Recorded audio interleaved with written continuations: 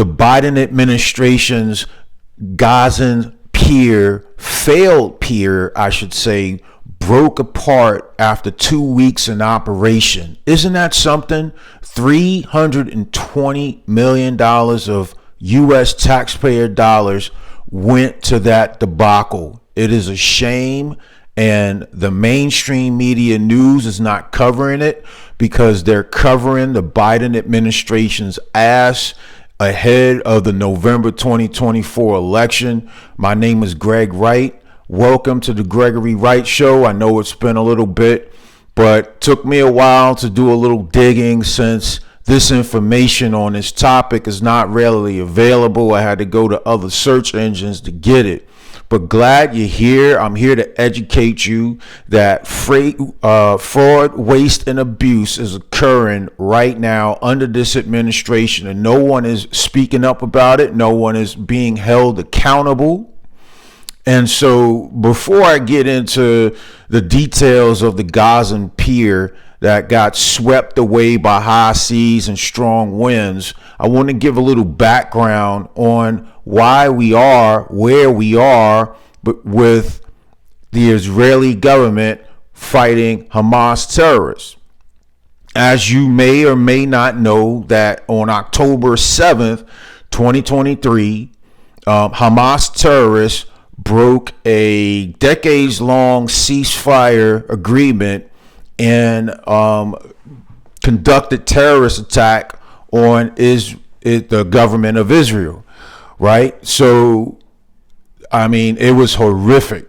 You know, anything you think terrorists can do, they've done it. And it was men, women, and children affected. Okay, there are videos that I wouldn't suggest looking at. I didn't look at it myself, but there are videos out there about people being killed, women being raped, children being kidnapped. It's all out there for the public to see, but I'll leave that up to you to see it. I'm not going to post it on this channel. It is too horrific. But you got to understand that Hamas terrorists were the ones that broke the decades-long ceasefire in that region. And so the U.S. President Biden and some of his cabinet members have been pressuring Benjamin Netanyahu, who's the president of Israel, not to retaliate. And so that just goes against being a sovereign nation. When you're a sovereign nation, you protect your borders, you protect your citizens, and you govern with peace through strength, and you deter any type of terrorist attack on your sovereign land. When that does happen, when a terrorist attack does happen, that sovereign country has a right to retaliate and go a little further in their attacks to make sure that these types of terrorist activities don't occur in the future. So that's where we are right now. Another thing that I'll say on that is that Benjamin Netanyahu, he did decide to retaliate. And he sent Israeli Defense Forces to attack Hamas terrorist cells wherever they operated in that region. Fast forward today, the IDF is still in operations, and the current mission is to go after the last bits of Hamas terrorist cell strongholds in Rafah. And so that's going to take a little bit of more time. And of course, the Palestinians that live in Gaza are caught in the middle. And so as recent reports stated, that the type of humanitarian aid or the amount for that matter of humanitarian aid that's supposed to be flowing into Gaza to help the Palestinians and any other citizens in that area and Gaza has slowed to a trickle, which basically is leading to famine. And famine is a bad thing. Palestinians dying in Gaza is another stain on the Biden administration's handling of foreign policy. I think that the Biden administration deserves an F in foreign policy overall because, as you know or may not know, we are on the brink of World War III. You know, we got the Ukraine Russia situation. We have Israel and Hamas situation. We have China doing whatever it wants, sending spy balloons over the United States. But I digress. Getting back to the subject at hand, Joe Biden and his administration is losing U.S. voter support who sympathize with the Palestinians who were adversely affected by this war with Hamas and Israel. And so during a recent Democratic primary in Michigan, there were thousands and thousands and thousands of Hamas and Palestinian supporters who do not want this war in the first place. They didn't vote for Biden. And so they voted in an unknown category or an other preferred category, but not for Biden. That was 40% of the vote. And so this obviously sent the Biden administration scrambling to regain the support of that voter base within the Democratic Party. So what does he do? He basically panders to that portion of his voter base and sides with Hamas and Palestinians, and openly and publicly condemned Israeli retaliation and elimination of terrorist threats to their country. And so that's the overall background of where we are today. Now back to the Gazan Pier. So again, I mentioned the Biden administration has spent $320 million on this pier that failed. It only, when it was in operation for 2 weeks, it only transported 1,000 metric tons across the pier from the ships off the shore to the coast, to the land. And it was supposed to be the humanitarian aid was supposed to be transported to a central warehousing facility for further distribution for the Palestinians and other citizens in need. Because like I said before, they're in famine right now. This is terrific stuff, right? I'm being sarcastic, but you have no choice but to be sarcastic in a dire situation, because it just seems like everything the Biden administration touches turns into crap. Now, during the Pier operation, which was for 2 weeks, there were 3 U.S. service members that got injured. As of the time of this recording, 2 service members suffered minor injuries and reported back to duty, while the third one remains in critical condition. There's no news outlet out there that gets to the reason why the injuries occurred, how they occurred, and what they could have done to prevent it. Again, our blood and treasure being haphazardly used in a risky operation just to save favor with the Palestinian supporters, the Hamas supporter portion of the Democratic voter base. It is totally ridiculous, totally uncalled for, and I believe this should be contributing to impeachable offenses, adding to what's already been discovered about the Biden administration's mishandling of U.S. taxpayer dollars. So also during the operation, when the trucks did make it from the sea vessels to through the pier on land, a good reason, the main reason why the humanitarian aid did not make it to the central warehousing facility is because when the humanitarian aid did make it to land after it got off the pier, there were desperate Palestinians that raided the trucks, raided the loads.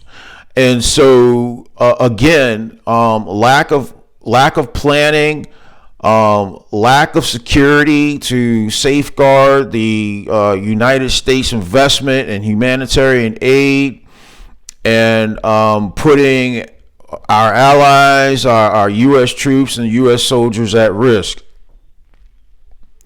Now, while the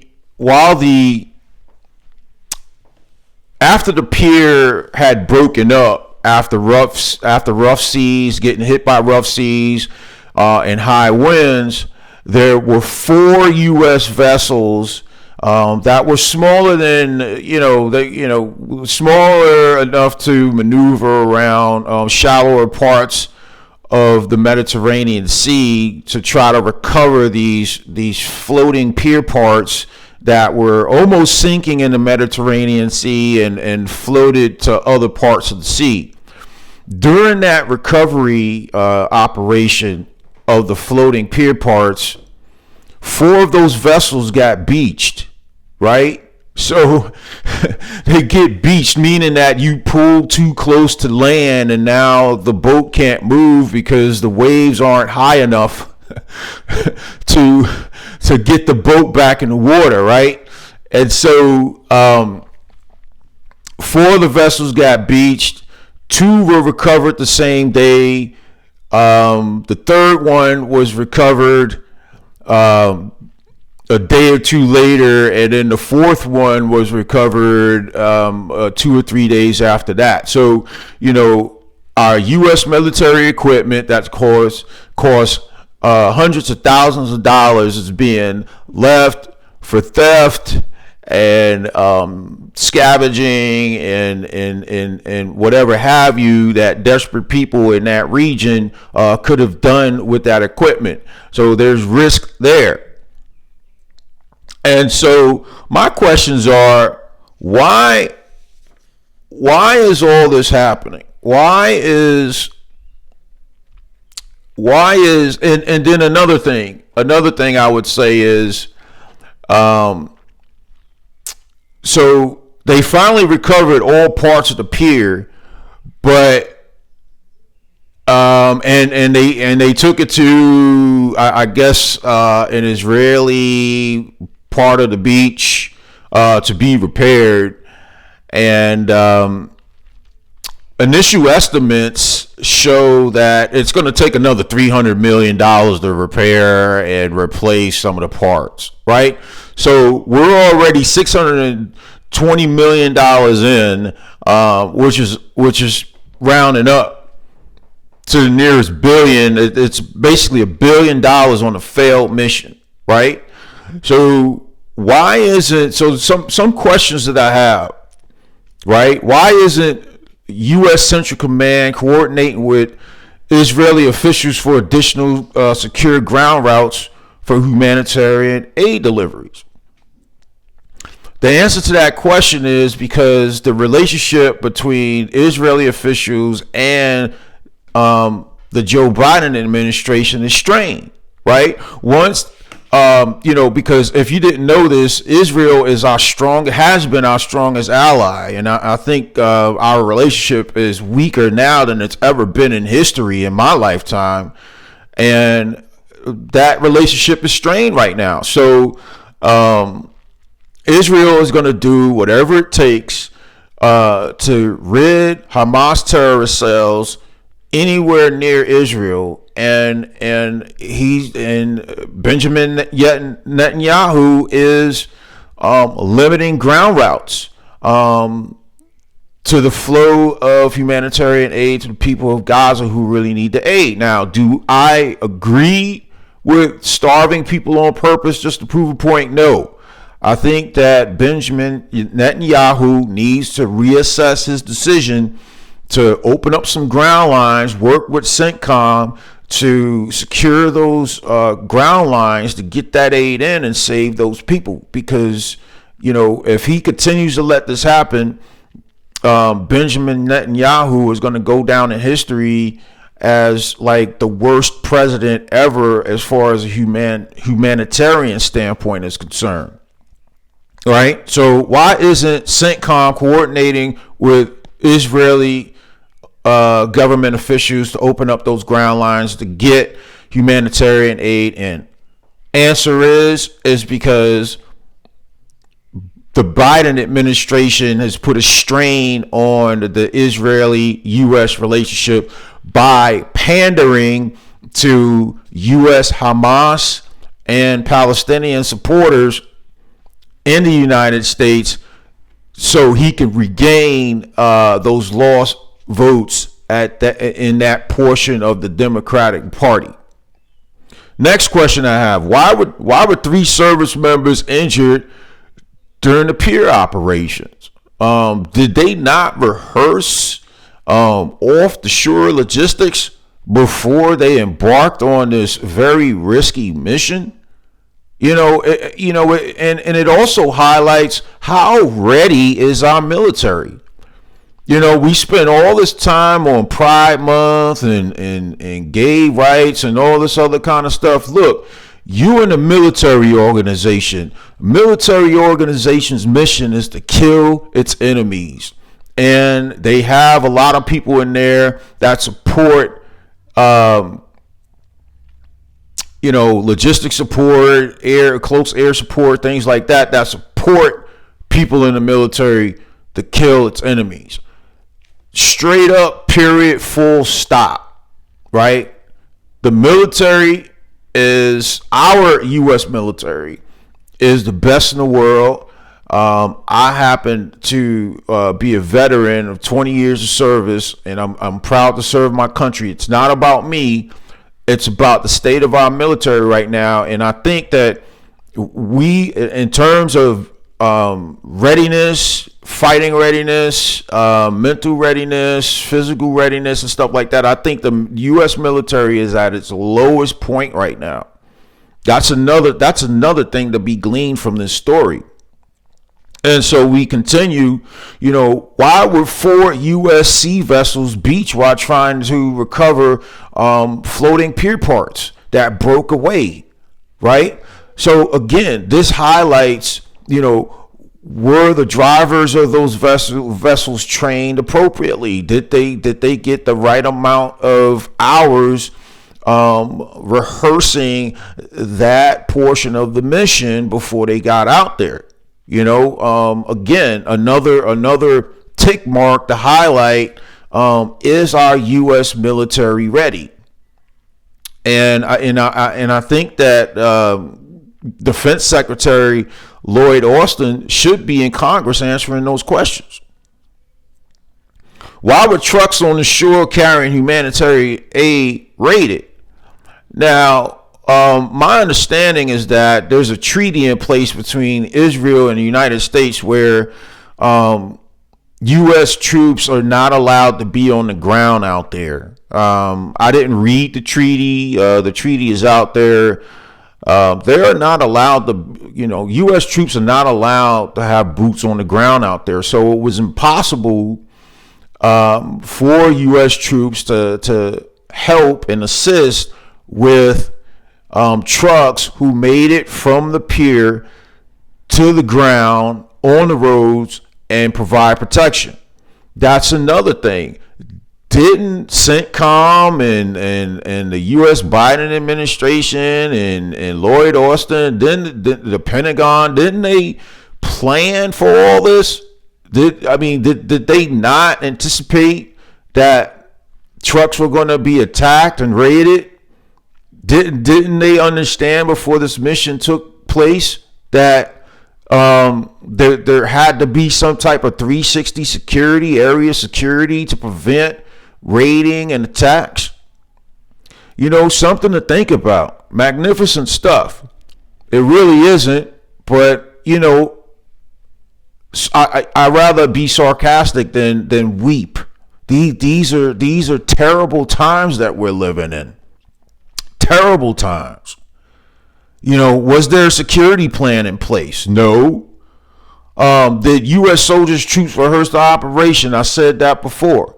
But I'll close by saying this. Everything that the Biden administration touches turns into crap. And this is just one example.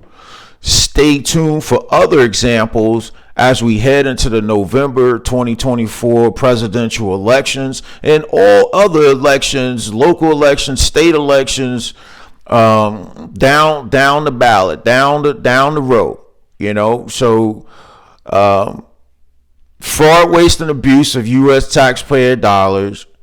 The announcement by the Biden administration to build a pier on the Gazan shores was a surprise to DOD. The pier was only in operation for 2 weeks, and the Pentagon spokesperson's like, well, there were 1,000 metric tons of humanitarian aid that got delivered and stuff like that, but the trucks were being raided. The humanitarian aid didn't make it to the central warehousing facility for further distribution, and it only amounted to a trickle of humanitarian aid that was expected in more grander amounts. And so, look, the Biden administration just has to understand that this pier was a failure, and he needs to go back to Benjamin Netanyahu and straighten out the Israeli-U.S. relationship to get those ground lines open and save those people. This is all the Biden administration's fault and no other. Again, let me know what you think in the comments, and please share and like the Gregory Wright Show. Thank you.